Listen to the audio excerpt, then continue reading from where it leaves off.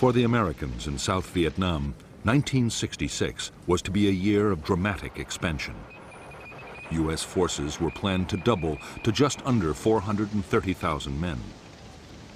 While the buildup was going on, the priority was to secure key parts of the country. By far the most important was the capital, Saigon.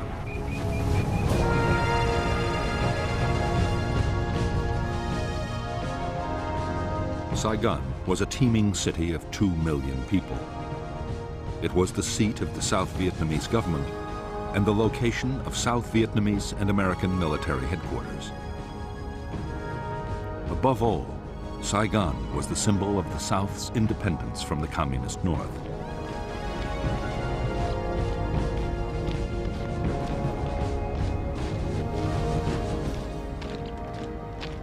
For the commanders of the Viet Cong guerrillas, the capital was the ultimate prize.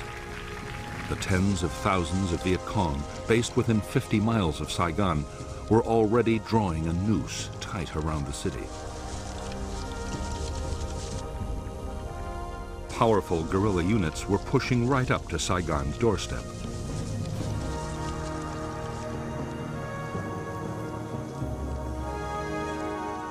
In the countryside around the city, traditional Viet Cong base areas had all the facilities the combat forces needed to prepare their attacks. Since American infantry units had first arrived, they had been trying to disrupt the guerrillas' activities around the capital. On January 8, 1966, they launched the most ambitious sweep yet. Operation Crimp deployed 8,000 troops, making it the biggest American operation of the war so far. Its aim was to capture the Viet Cong's headquarters for the whole Saigon area.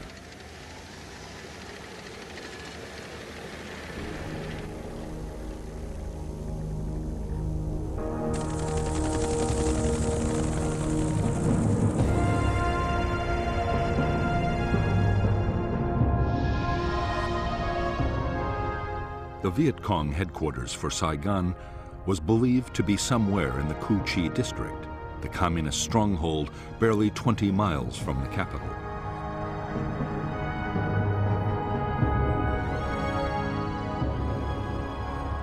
The attack would be launched by the American 173rd Airborne Brigade, a battalion of the Royal Australian Regiment, and a brigade of the 1st Infantry Division.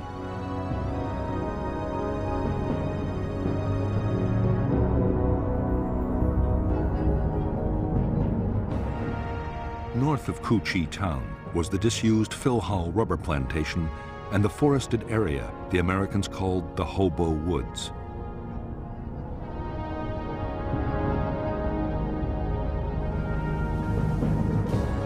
Beneath the whole district ran the massive Cu Chi tunnel complex, about which the Americans still knew almost nothing.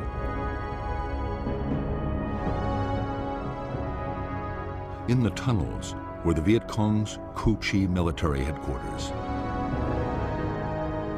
a signals intelligence unit, 2 hospitals, the Saigon political office, and the Saigon regional military headquarters, the one the Americans were looking for.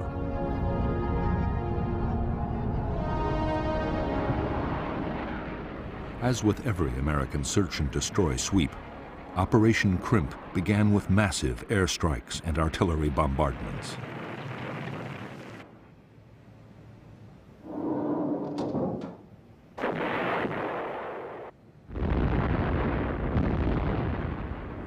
NLF agents had, long before, warned that a big American operation was coming.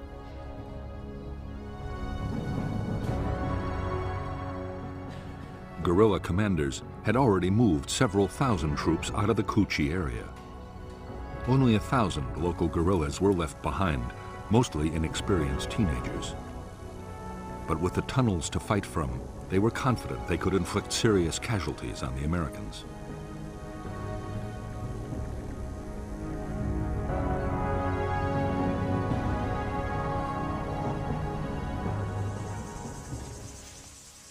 Right from the start, as the Americans attacked into the hobo woods, they faced rifle fire, grenades, and booby traps.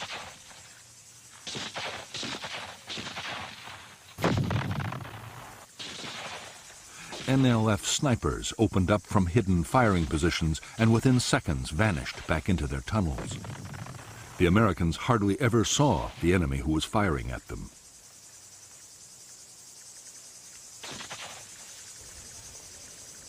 As the days went on, the Americans grew ever more frustrated and demoralized. Dozens of men were killed or injured. Every path seemed to lead to a trap. Only slowly did units begin to discover trenches and bunkers. They also found a handful of tunnel entrances. Still, no one had any idea of the sheer scale of the complex beneath their feet.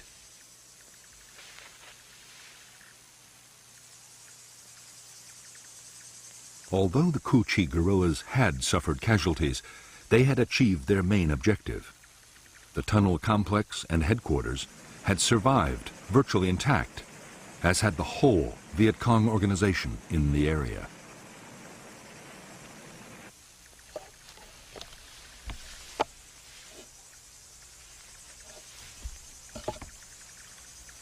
In late January 1966, only a few days after the end of Operation Crimp, troops of the 25th Infantry Division arrived at Cu Chi. Their orders were to secure the area for the 25th's main base.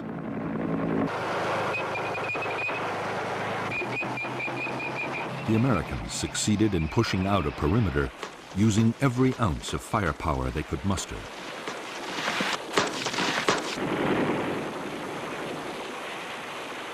But from the first day, they faced constant harassing attacks from the Cu Chi guerrillas.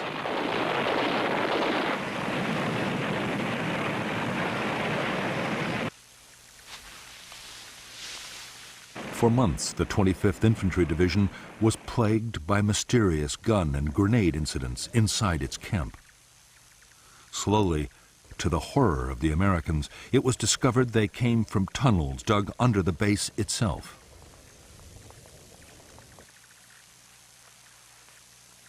They were eventually found and sealed. But the main tunnel complex, only a few miles away, would keep its secrets for years to come.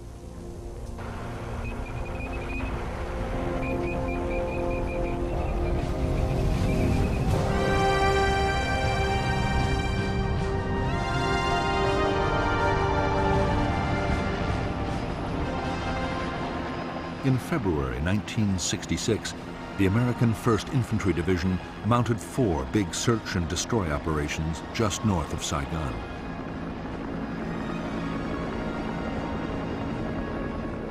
The result was disappointing.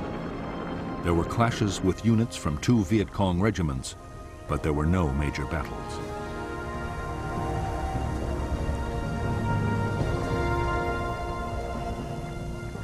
What the 1st's commanders wanted was a set-piece fight with the most powerful and dangerous enemy force in the region, the 9th Viet Cong Division. The 9th was made up of veteran regiments and was constantly on the move. The division was now poised to launch its spring offensive.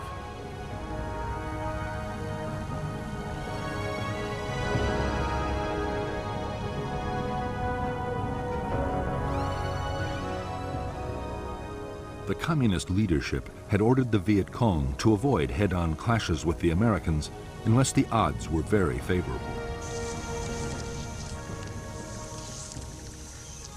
But NLF leaders still meant to fight aggressively.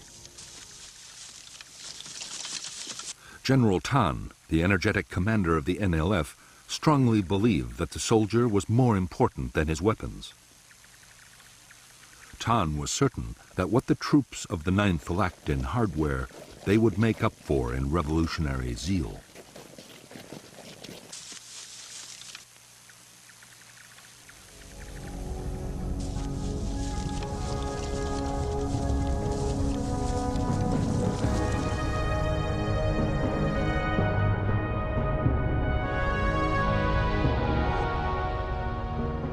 From the 9th Division's bases in War Zone C, 2 regiments headed into the Viet Cong strongholds of the Iron Triangle and War Zone D. At the same time, the 2nd Brigade of the American 1st Division was pushing into War Zone C, and the 3rd Brigade was moving into the Iron Triangle. The first clash came on March 5, 1966, when the whole 272nd Regiment attacked a battalion of the 3rd Brigade at Lo Qui. Intense U.S. air and artillery strikes drove off the attackers. 2 days later, the American 1st Brigade, with a battalion of the 173rd Airborne, swept into War Zone D.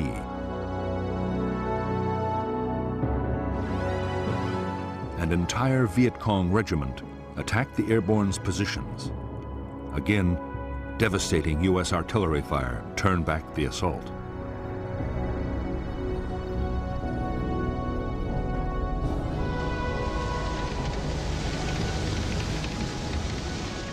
In the March battles in the Iron Triangle and War Zone D, skillfully directed American firepower had averted disaster.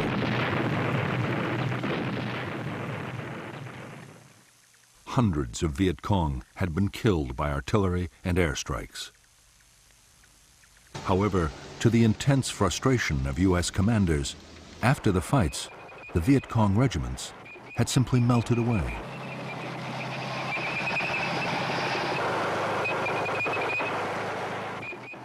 During the weeks that followed, the Americans kept up the tempo of search and destroy operations in front of Saigon. Commanders were determined to make contact with the enemy.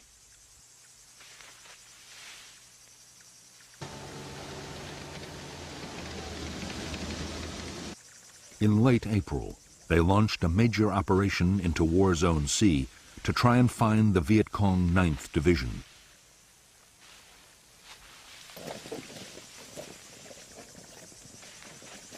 Operation Birmingham lasted for 3 weeks.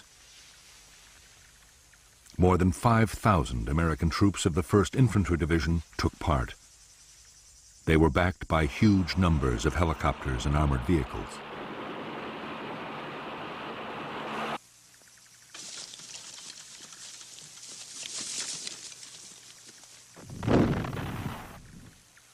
Although there were hundreds of vicious small-scale actions fought by platoons and squads on both sides, the big battles the Americans hoped for never did materialize.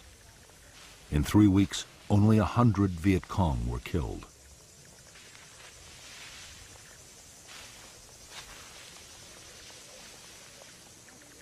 Most disturbing of all for American commanders, most of the fighting that had happened had been started by the Viet Cong at the time and place they chose.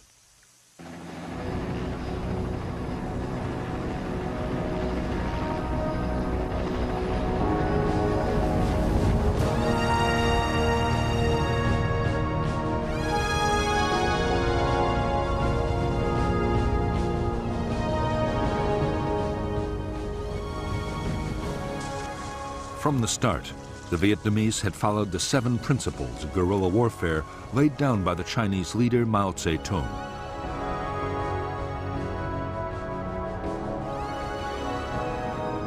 To these, General Giap had added 4 more steps. If the enemy advances, we retreat. If he halts, we harass.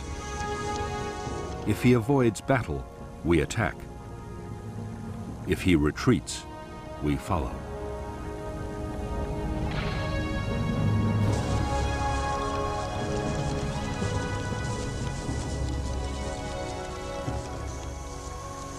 Almost every search and destroy operation the Americans had launched had been met with Giap's tactics.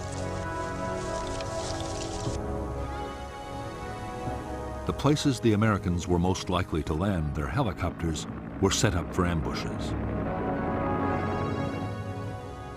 Trails were quickly booby-trapped and mined, and snipers left in place. If the Americans did stumble onto a big NLF unit, the chances were it was occupying prepared fortifications with tunnels, bunkers, and trenches.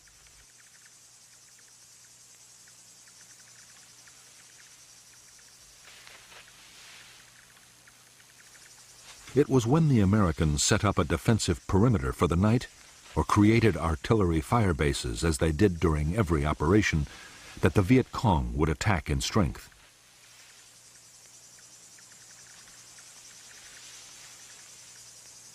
Always, the guerrillas had a plan for breaking off the battle if the opposition got too tough.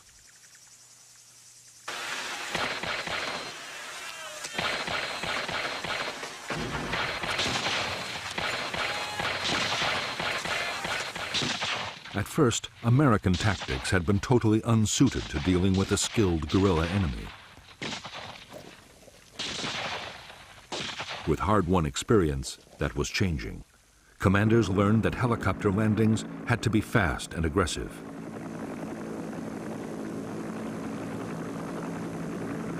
Sergeants taught their men not to bunch up, but to stay spread out. Otherwise, a machine gun or a mortar round could kill several men at once.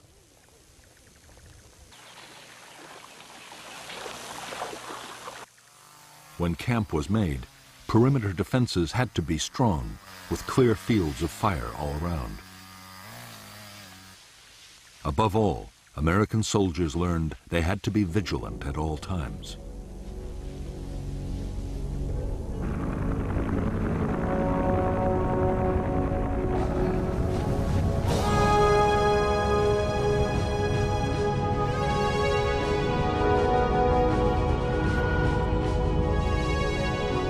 By mid-1966, the U.S. Commander General Westmoreland was getting more and more impatient. His whole strategy depended on causing the enemy to lose men and equipment faster than they could be replaced. For that, Westmoreland needed big battles.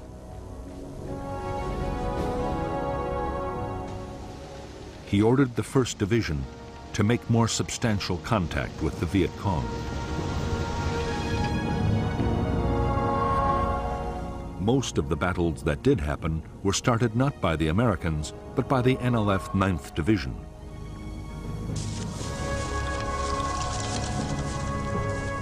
Route 13, linking Saigon to the Cambodian border, was the site for major ambushes. In some, the guerrillas struck with 1,000 troops at a time.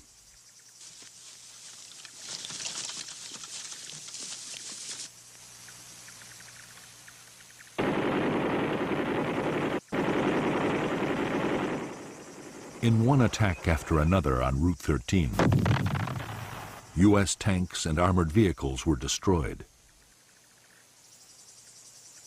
On June 30th, 1966, a major battle nearly ended in complete disaster for the Americans. It was fiercely effective air and artillery support that saved the day.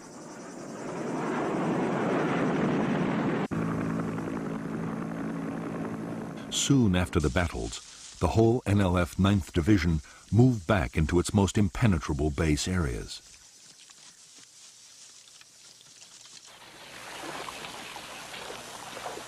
Some crossed over into Cambodia. There, General Tan meant to rebuild the division for a new campaign in November, the start of the next dry season.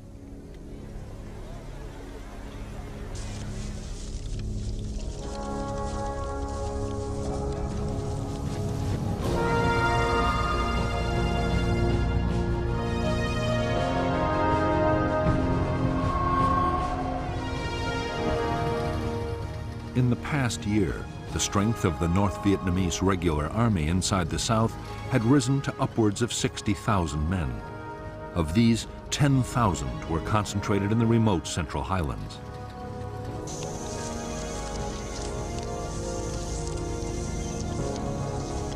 It was this area that General Giap, the North Vietnamese army commander, saw as a killing zone, a battlefield on which enormous casualties could be inflicted on the enemy.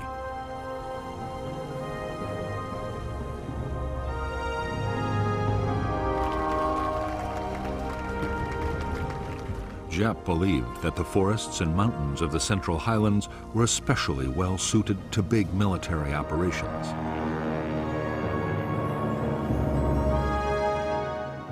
Whole regiments could be hidden, and the highland weather could be relied on to disrupt American air power. The troops would also be close to supplies and reinforcements across the Cambodian border.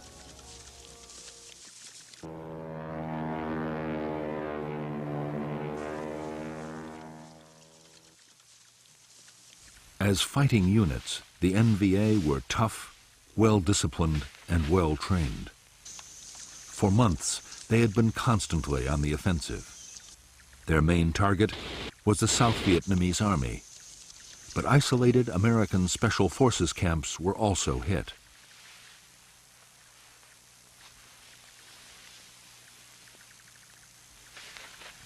Increasingly, attacks were carried out by units up to 2,000 strong.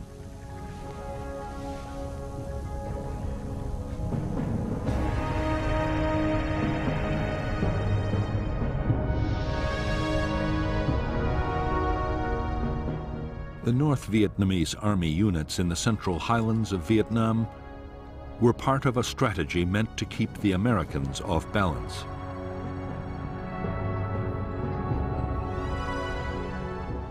There were powerful NVA divisions on the demilitarized zone, separating North and South Vietnam. And there were the NLF regiments opposite Saigon. Communist forces could present the Americans with a challenge in any of the three areas and force them to react.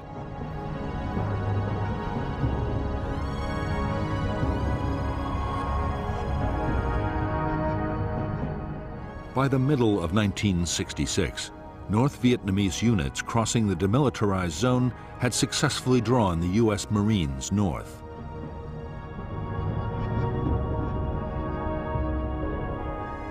In the highlands, the NVA 24th Regiment had engaged elements of the 101st Airborne Division. The 1st NVA Division had pulled a U.S. infantry brigade and the 1st Air Cavalry towards the Cambodian border.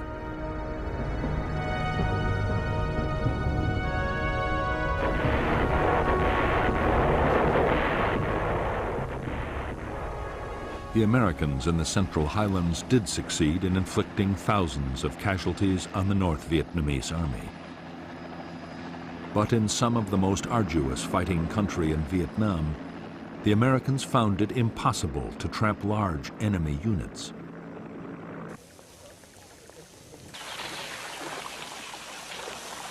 Time after time, they succeeded in slipping through the net.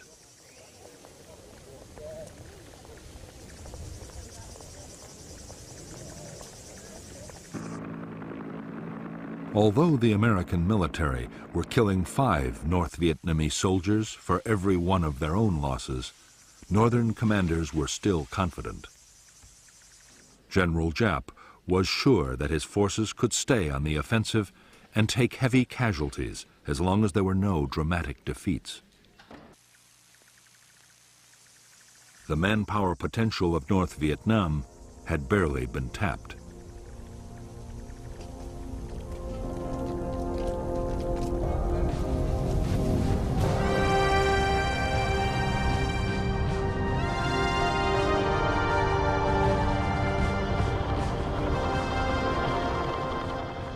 From the start of its war in Vietnam, the U.S. Army had found the conflict to be unlike any other. As Viet Cong attacks proved every day, there was no front line. Each side controlled only the territory immediately around its positions or its bases. The Army was calling it area war.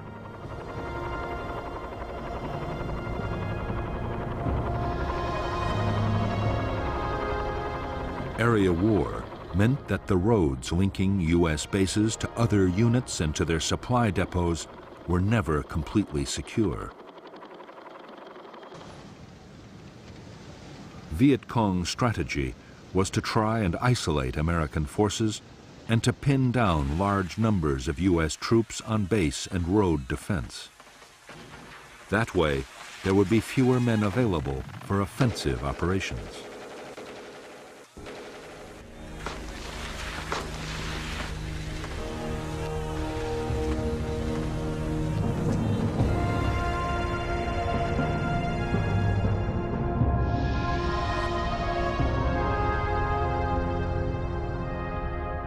The supply lifelines for the 25th and the 1st U.S. Infantry Divisions were the roads linking their major bases to Saigon, Bien Hoa Air Base, and Long Binh, the biggest supply depot in Vietnam.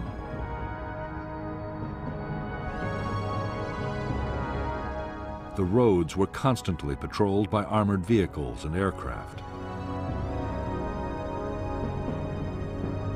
In August 1966, the 25th Division was tasked with clearing the way for a new American unit, the 196th Light Infantry Brigade. The 196th was to be based at Ta Ninh to secure Route 22, running through the NLF base area of War Zone C.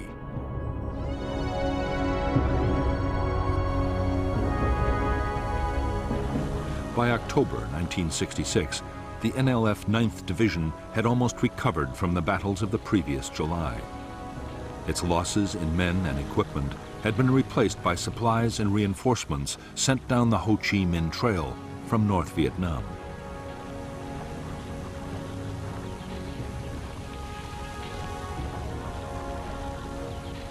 With the dry season coming, the 9th was busy in War Zone C, preparing for its next offensive.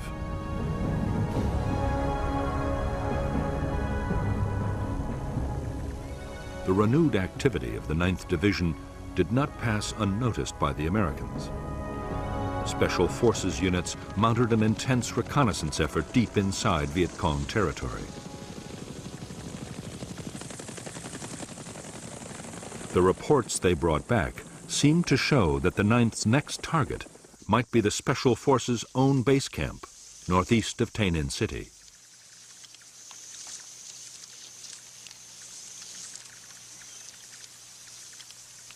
American commanders were determined to disrupt the Viet Cong's plans.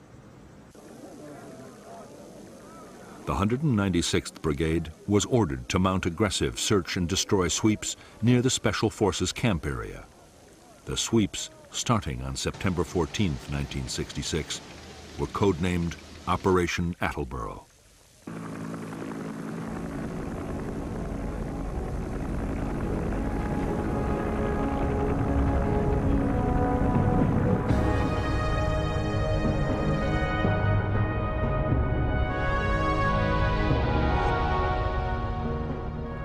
Operation Attleboro was launched by the 196th Light Infantry Brigade together with 22,000 South Vietnamese soldiers and GIs from the 1st, 4th, and 25th Infantry Divisions. Almost at once, huge supply caches belonging to the NLF 9th Division were found by the Americans south of the Michelin rubber plantation. It was believed the NLF were somewhere between the plantation and the American Special Forces base at Suy Da.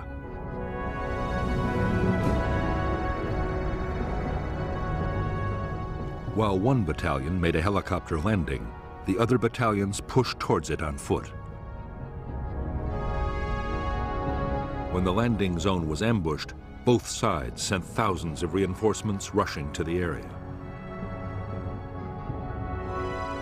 By the following day, full-scale battles were raging.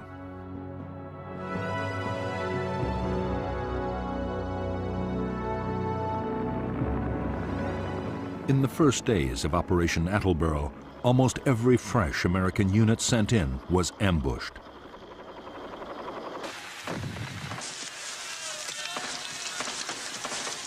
Nor were the Americans safe behind the defensive perimeters of their nighttime camps. NLF units struck with thousands of men at a time and came close to wiping out whole American formations.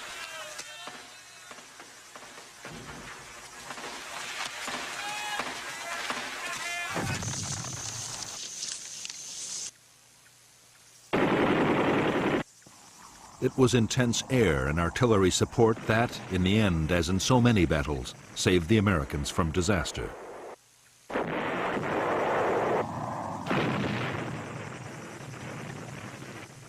Even then, many of the NLF battalions were attacking out of bunkers, trench lines, and tunnels, and were sometimes able to withstand the most punishing bombardments. The inexperience of the 196th was also telling. Tactical coordination between the brigade's units was poor.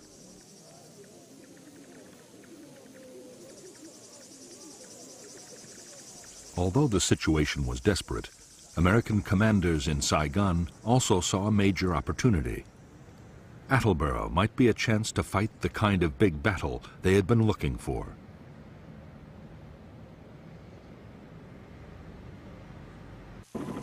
The 1st Infantry Division raced 2 brigades to the area, and unit after unit was piled on.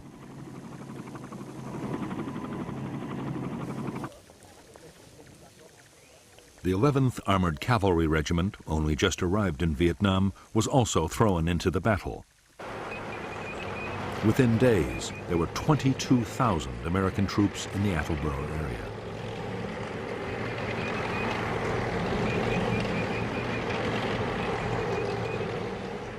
The massive buildup of American forces was the NLF's cue to disengage. Although fierce firefights continued wherever the two sides came into contact, the 9th Division began to withdraw. Its big units broke down into smaller groups and slipped away towards Cambodia, where the Americans were forbidden to follow.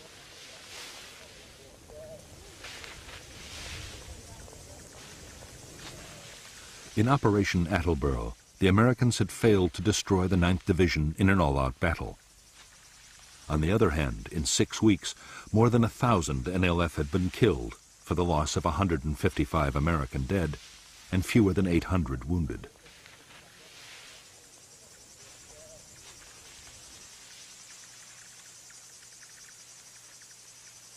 U.S. troops had captured a massive amount of enemy stores and documents, and Viet Cong plans for the coming months had been badly disrupted.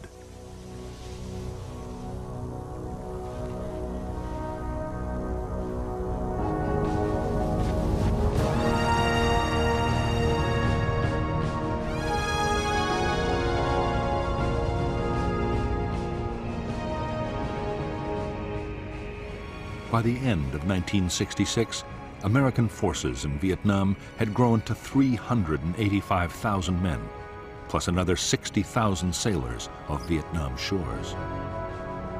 As the force levels had risen, so too had the casualties. The year had seen more than 6,000 Americans killed and 30,000 wounded. The biggest problem for American commanders was that their timetable was slipping badly. By now, the Viet Cong should be losing men faster than they could be replaced. General Westmoreland had to concede that U.S. forces had come nowhere near achieving that goal. An estimated 61,000 Viet Cong had been killed in the past year, yet their troops had gone up to more than 280,000.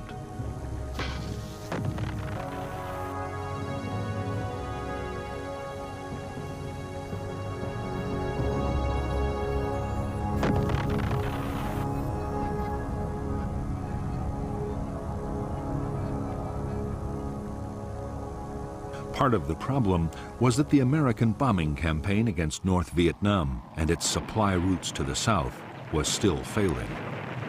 More men and materials were reaching the guerrillas than ever before. The Viet Cong had also stepped up their recruiting.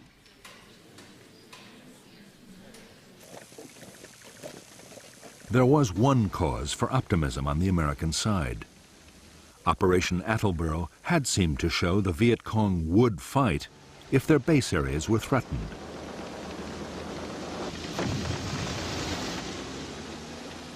The latest plan was to go back into War Zone C with even greater forces. But first the Americans wanted to solve an immediate problem.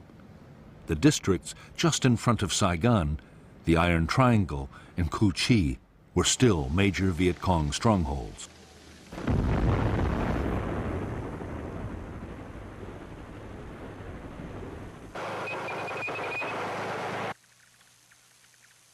The American plan was to attack into the Iron Triangle with more than 2 divisions. The guerrillas would be trapped in their own base areas and annihilated. At the same time, another attempt would be made to capture the Viet Cong Saigon military headquarters. The whole area would then be systematically destroyed.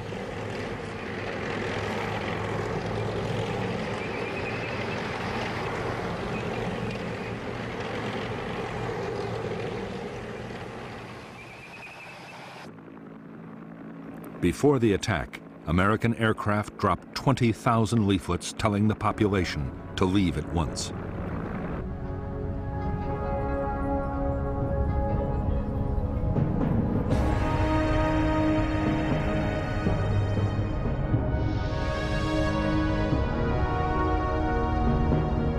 The Iron Triangle was an area of 60 square miles lying between the Saigon River and Route 13, with the village of Ben Suc on its western side. A major Viet Cong tunnel complex ran under the whole district. The 272nd Regiment of the NLF was operating there, along with 2 battalions of NLF Main Force, 2 independent NLF battalions, and the Phu Loi Battalion. But on the eve of the American offensive, most troops were withdrawn. Only local NLF companies were left to defend important installations. The American plan for Operation Cedar Falls was that the 25th Infantry Division and other units would occupy blocking positions on the western side of the Saigon River, forming an anvil. The 1st Division and the 173rd Airborne Brigade would assault from the north and the east, with a battalion landing at the village of Ben Suc. Meanwhile, the 11th Armored Cavalry Regiment would act as the hammer, smashing through the center of the triangle.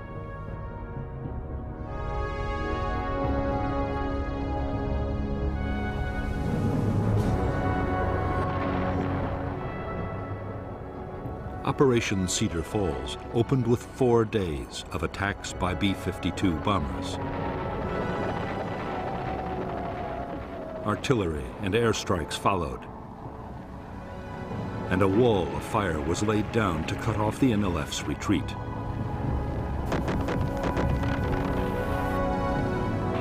On January 8, 1967, 16,000 U.S.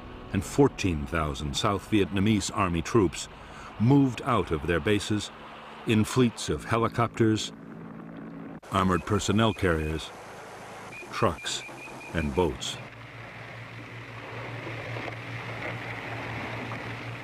In the first hours of Operation Cedar Falls, the village of Ben Suc had been captured with barely a shot fired. The local company of 100 NLF fighters had been taken completely by surprise.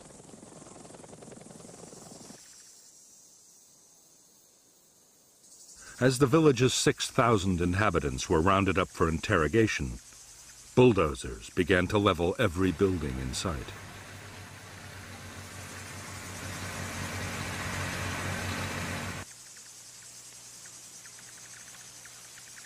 The American operation to smash the Iron Triangle lasted 19 days. With only local Viet Cong left to defend the area, and most of those hidden in tunnels, there was almost no heavy fighting. American losses were 72 killed and 337 wounded, mostly to snipers and booby traps.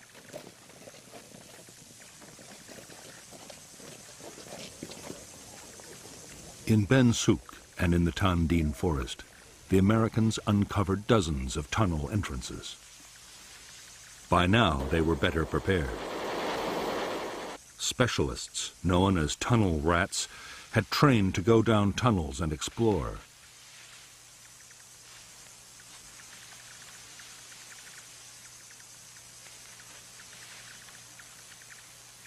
In the cramped spaces underground, they faced gunfire, booby traps, and mines.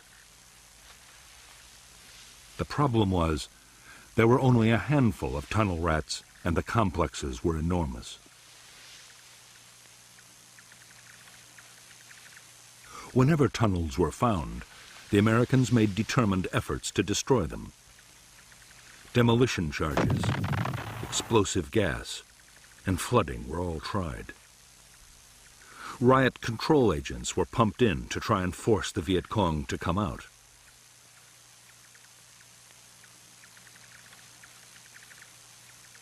Nothing really worked. The tunnels were designed so that neither gas nor water could penetrate far.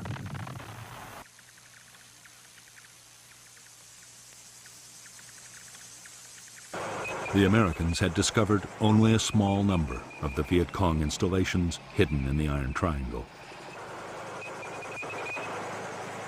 But those they did find yielded astonishing quantities of material. There was enough rice to feed 13,000 guerrillas for a year, along with over 7,000 uniforms, a huge underground hospital, and over a ton of medicine. 500,000 documents were discovered, including detailed maps of air bases and the private addresses of Americans in Saigon.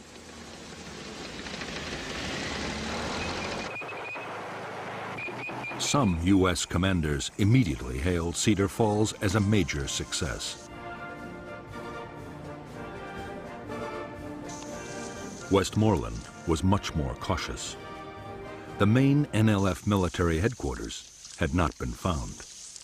Neither had any sizable enemy unit been brought to battle and destroyed. In the end, 720 Viet Cong had been killed for the loss of 72 Americans.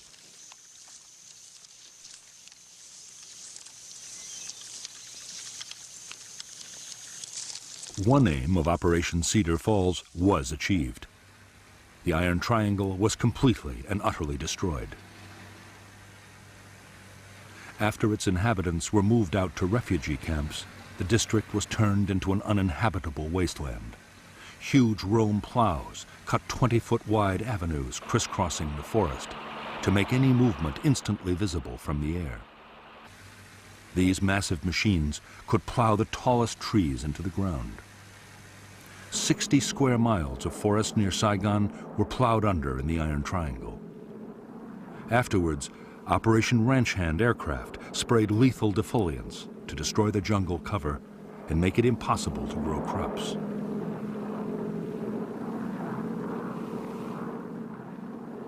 After the Americans had pulled out, almost the whole of the Iron Triangle was designated a free fire zone. Artillery or bombs could be rained down at will, and anyone that moved could be attacked from the air.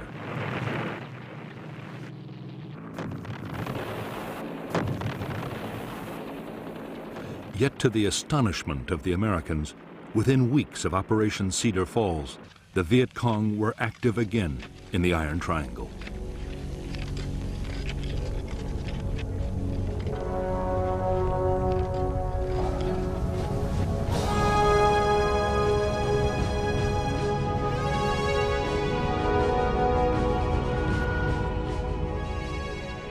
By mid-February 1967, American commanders had again turned their attention to War Zone C and the NLF's 9th Division. The new offensive was codenamed Junction City.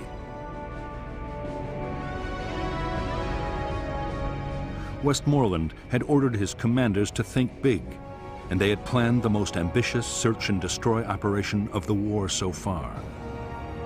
30,000 American troops would take part, together with 5,000 men from the South Vietnamese Army.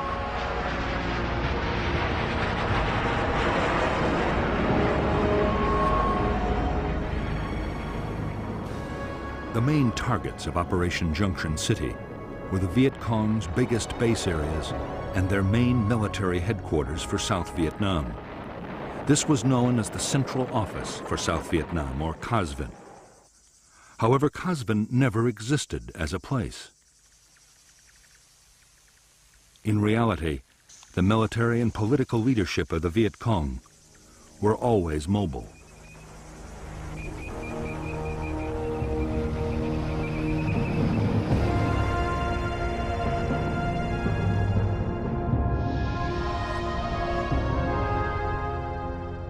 The Viet Cong base areas of War Zone C held the 9th Division's 3 regiments, a regiment of the NLF's new 5th Division, and 2 North Vietnamese Army regiments.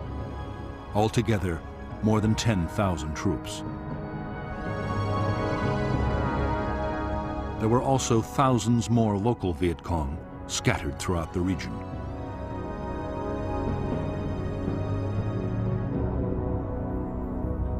Operation Junction City called for 2 American brigades to block the Viet Cong's escape to the west over the Cambodian border. 2 more would block to the east. Infantry and airborne forces would close off the north by helicopter and parachute landing, forming a giant horseshoe. Armored cavalry and infantry brigades would then sweep northwards, overrunning all enemy units in their path.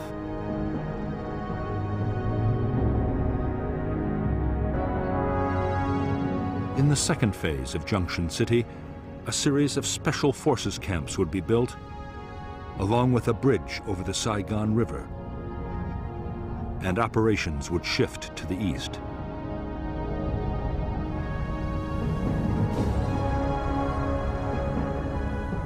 By February 21st, 1967, the Americans were ready to launch Junction City. The blocking forces to the west and the east were in place.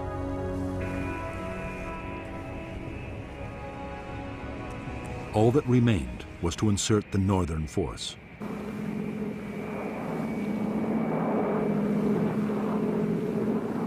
In one of the largest air-mobile assaults ever, 240 helicopters swept over Thanh Ninh province.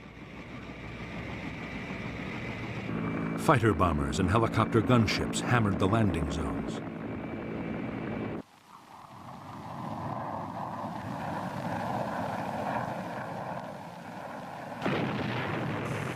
Within hours, 2,000 troops were deep inside Viet Cong territory. At the same time, in the first parachute drop of the Vietnam War, nearly 800 men of the 173rd Airborne completed the American Horseshoe.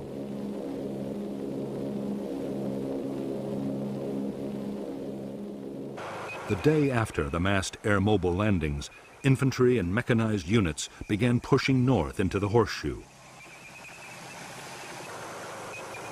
The terrain was dense forest. The whole area was riddled with Viet Cong fortifications, tunnels, and bunkers.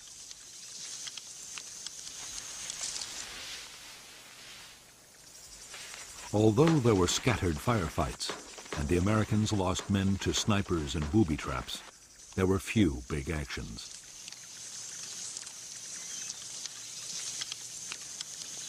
Often, guerrilla installations were found abandoned.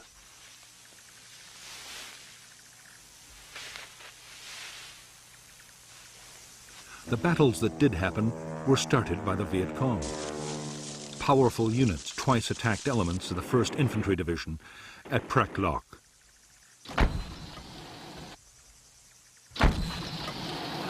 Furious American bombing and artillery fire drove off the assaults.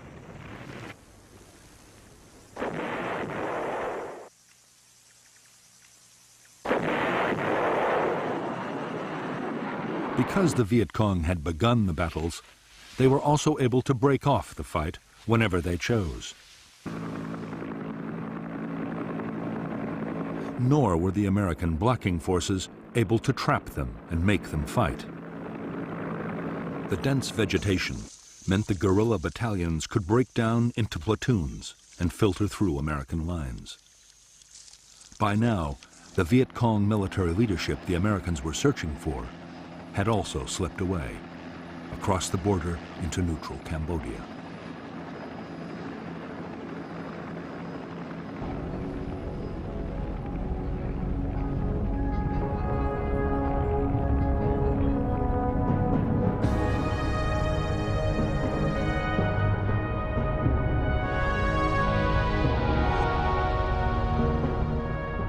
The second phase of Operation Junction City centered around the building of the Saigon River Bridge and the Special Forces camp at An Lac.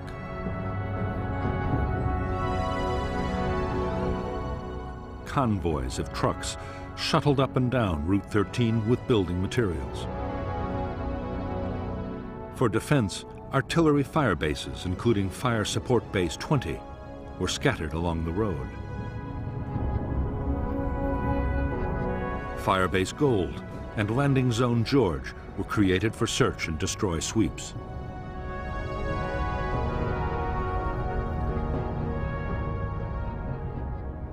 Starting on the night of March 18, 1967, each of the 3 regiments of the NLF 9th Division attacked in full strength, 1,000 men at a time.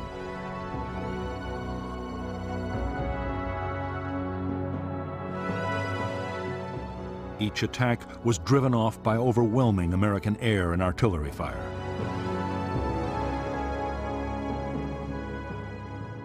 Viet Cong losses were heavy, but the regiments escaped complete destruction.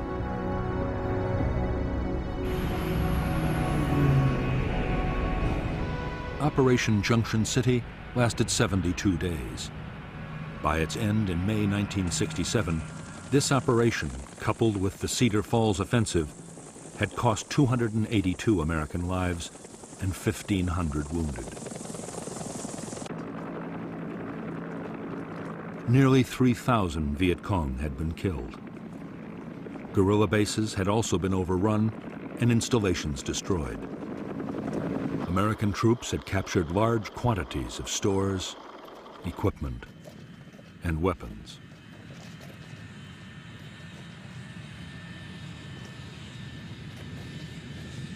Although some American commanders hailed Junction City as a turning point in the war, the operation was barely over before doubts began to surface. Like Attleboro and Cedar Falls before it, Junction City had inflicted casualties, but there had been no great battles of annihilation. The Viet Cong's regiments were bruised, but still intact. Nor did the Americans or the South Vietnamese Army have the forces to occupy the area indefinitely.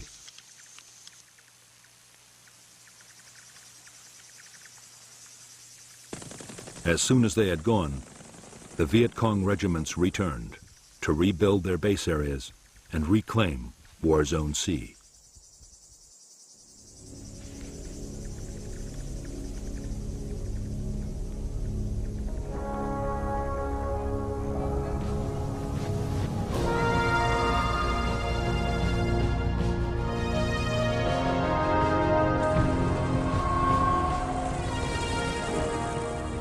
In July 1967, the U.S. Defense Secretary Robert McNamara flew to Saigon to discuss strategy with American and South Vietnamese leaders and officials.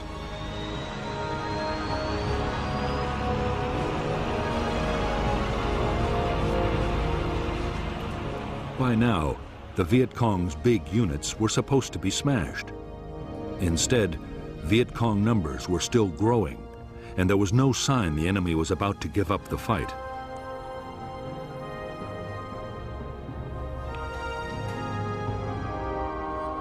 McNamara had already recommended an increase in U.S. troop strength to more than 500,000 men. But now, he doubted even that would produce victory soon.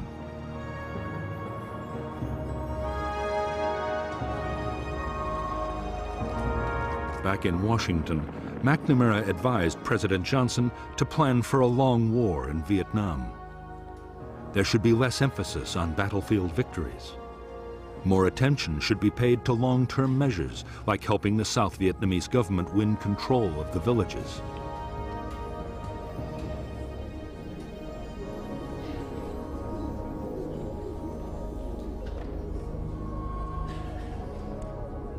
Meanwhile, the cost of the war in casualties and dollars should be kept down in case the American public lost patience.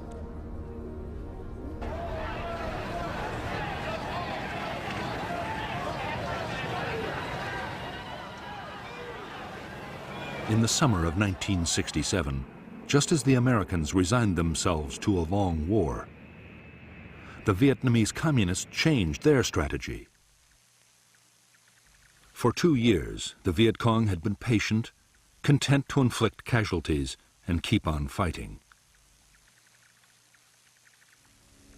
Now, they meant to risk an all-out offensive.